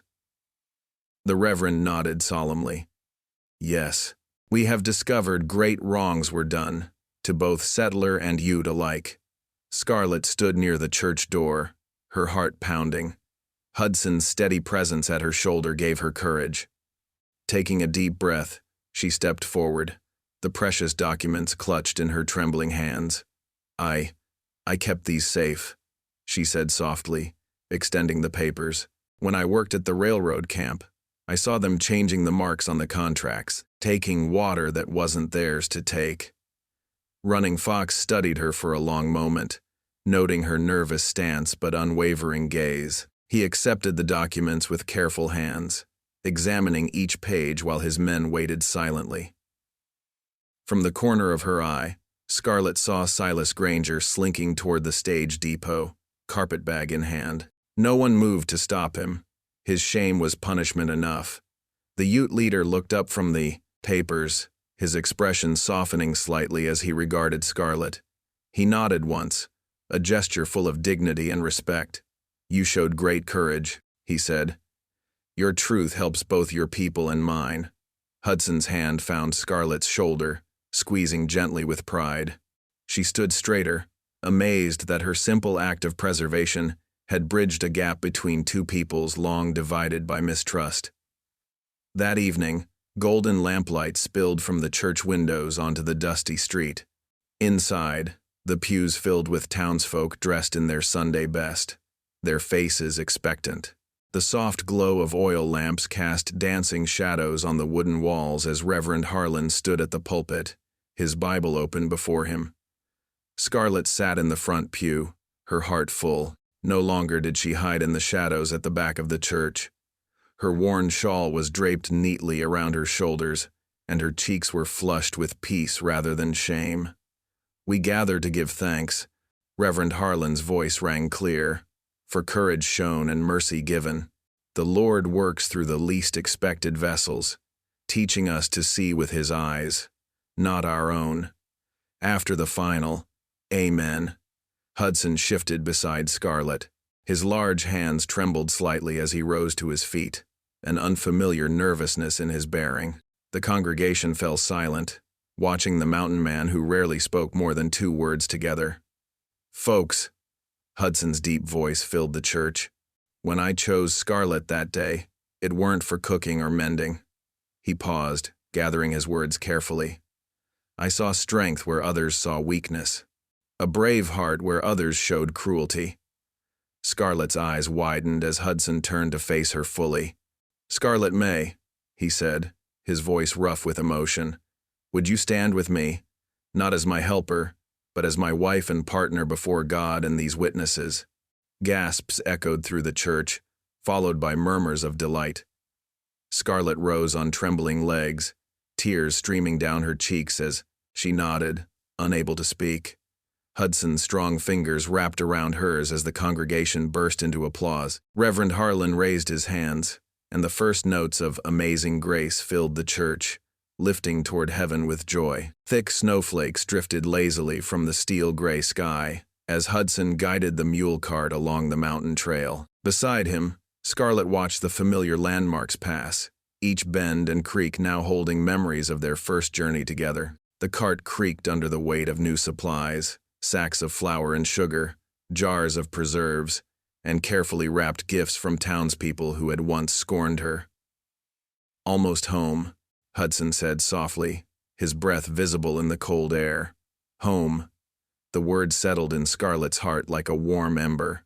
When they crested the final ridge, the cabin came into view, its sturdy logs and stone chimney a welcome sight against the snowy pines. Smoke still curled from the chimney. Widow Bennett had tended the hearth while they were in town, keeping the cabin warm for their return. Hudson helped Scarlett down from the cart, his strong hands gentle at her waist. Together they carried their supplies inside, making several trips as the snow continued to fall. The familiar scent of pine and wood smoke greeted them, along with the lingering warmth of the banked fire. Scarlett moved to the hearth, adding kindling and logs until flames danced merrily. Hudson struck a match to light the oil lamp, and golden light spilled across the cabin's interior. Everything looked different now, not just a shelter, but truly their home. With reverent care, Scarlett unpacked the gifts from grateful townspeople. A hand-stitched quilt from the seamstress, pottery bowls from the general store, preserved fruits from the widow's orchard. Each item represented not just generosity, but respect, something she had never known in town before. She unwrapped her shawl, the same worn garment she had once clutched around herself like armor. Now she hung it beside the fire to warm, no longer needing its protection to hide herself from cruel eyes. Hudson finished storing the supplies, then came to stand behind her. His arms settled across her shoulders, strong and sure. In the lamplight, his scars seemed softer, like badges of survival rather than marks of pain. He said quietly, "Maybe raise some chickens. The south slope would be good for vegetables." He paused, choosing his words carefully. "Plenty of room for little ones, too, if the good Lord sees fit to bless us." Scarlet leaned into his embrace, tears gathering in her eyes. Not tears of shame or fear this time, but of joy. "I never thought I'd have this," she whispered. "A real home. A husband who—" Her voice caught. "Who loves you," Hudson finished simply. "Who saw the truth of you that first day." Outside, a wolf's howl echoed across the mountain, answered by its pack. But inside the cabin, all was peace and warmth. Scarlet stood in the circle of Hudson's arms, no longer the scorned woman at the hiring corner, no longer the fat one, mocked by cruel tongues. Here she was simply herself, a wife beloved, a woman of courage, the keeper of a home built on truth and dignity. The lamp's glow filled every corner of the cabin as night settled over the mountain, and Scarlet knew with bone-deep certainty that she had finally, truly come home. Thank you for listening. Stories connect us in the most unexpected ways. If you felt that spark today, make sure you're subscribed. I share a new one daily, and the next might change your day.